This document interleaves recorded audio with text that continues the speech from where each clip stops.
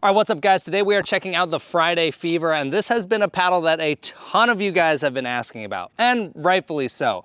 This is a $100 Gen 3 paddle, and these days, especially with all the tariff stuff going on, we never knew if we were gonna see another $100 paddle, so the fact that something along the lines of a Gen 3 is being released for that price is not something most people probably would have expected. So there's been a lot of hype around this paddle, and I'm gonna tell you what I think of it today. If you do plan to pick one of these up, you can use code PBStudio at checkout, and that shaves $5 off the price. Now, one thing to be aware of with this paddles that's both interesting and kind of a downside at the same time is Friday does their 99-day happiness guarantee. So basically, if you try this paddle, you get 99 days, and whether you love it or hate it, you've used it or you didn't use it, you can return it with no problems at all. However, it doesn't seem like there's a warranty period, so that 99-day happiness guarantee is the warranty period. So basically, just be aware that you're only getting about 3 months of warranty on this paddle. So if you are concerned about warranty, which is definitely something I would be mildly concerned about with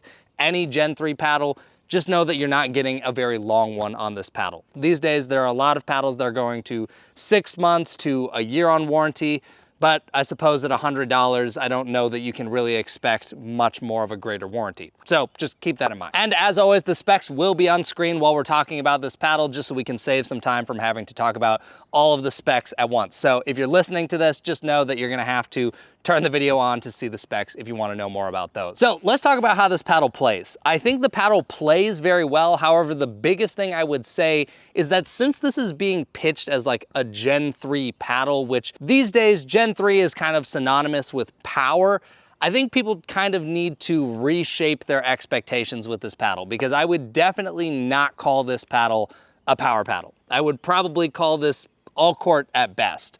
When I was hitting drives with it, they just didn't feel that penetrating. Serves don't feel that big. They're not bad, but they just feel average. And especially when you're talking about a Gen 3 paddle where you expect really explosive power or big pop off the face for hands, I just don't think this paddle has that.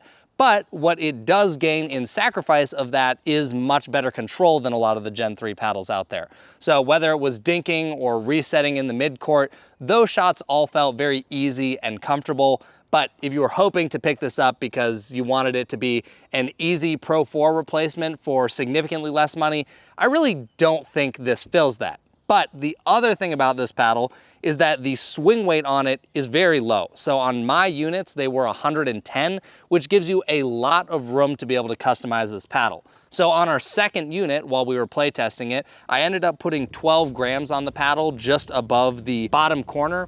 And once that weight was on there, drives, counters, anything where you're trying to put the ball away became much better. I still wouldn't put it on par with a Yola Pro 4, but it kind of took it from that all-court category to maybe the bottom of the all-court leaning power area. So even with that weight, it still wasn't a giant power paddle, but honestly, there's a lot of room to customize this. So if you're someone who likes a swing weight over 120, you could wrap this with a bunch of weight, and I have to imagine that's going to increase the power considerably.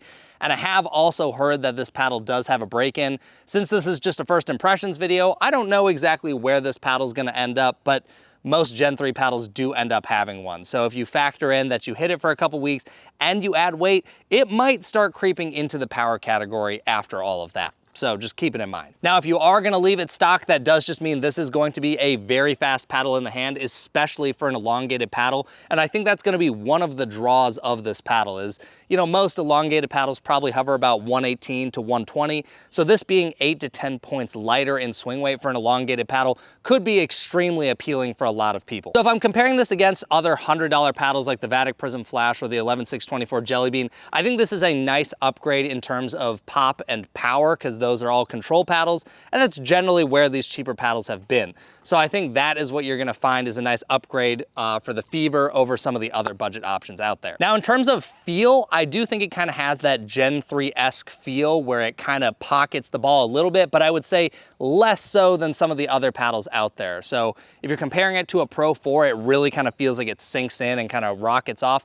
This one has that, but a little bit less, and also feels maybe more dense off the face. One of the things I would say comparing it to a Pro 4 is this feels softer off of the face as well. The Pro 4 feels just a little bit stiffer and more jumpy. This doesn't quite have that same feel. So if you're looking for something that's a little bit on the softer side when you strike the ball, this has that more than the Pro 4 does. Spin on this paddle is okay. It's around the high 1900s, but if you feel it, it's really not that rough. There are definitely other paddles out there that are going to shape the ball quite a bit better than this, but I would kind of just say it's about average at this point. I don't think people are going to complain about it, but it's certainly not in the elite tier of spin. Now to kind of wrap this up, I do want to compare it to the 11624 Vapor Power as well as the Yola Pro 4. And I think it kind of goes pretty much in order of what you would expect. I would say stock, you're going to have the Friday Fever in terms of pop and power. Then you go up a step to the 11624 Power, which is stiffer and quite a bit jumpier and also feels like it plows through the ball better.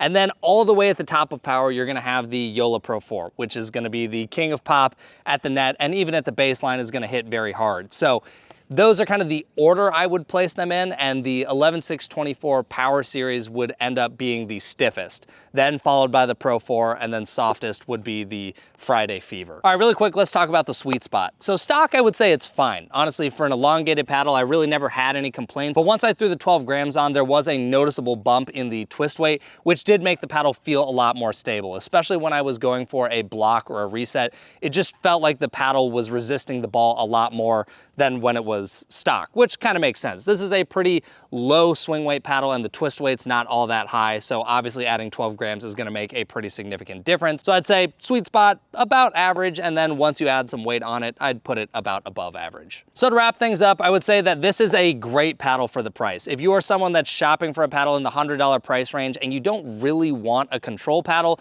then I think the Friday Fever is probably what I would start recommending. The things I would say are just know that you're going to get better performance if you are someone who likes to add weight, and there's plenty of room to add it. And the other thing I would say is, just like all Gen 3 paddles out there, I would expect that at some point these are going to core crush, they are going to have a type of break-in. It's highly unlikely that these are going to be immune to that. So if that's something you are concerned about, then you might want to look at the 11624 Jelly Bean or the Vatic Prism Flash, because the durability on those is a lot better than paddles that are built similar to this Friday Gen 3. So yeah, it's an awesome paddle. I just wouldn't put it up there in the top tier Gen 3 power type of paddle. But it's great for what it is, which is about an all-court paddle, and then can go into the all-court leaning power if you slap some weight on it. And then the final thing I'll leave you guys with, I have seen some teasers in my Discord that they are working on a wide body version of this paddle. So if you're not someone who loves the elongated shape, it sounds like there's going to be a wide body version coming out probably pretty soon. But anyways, thanks for watching the video, guys, and I'll catch you in the next one.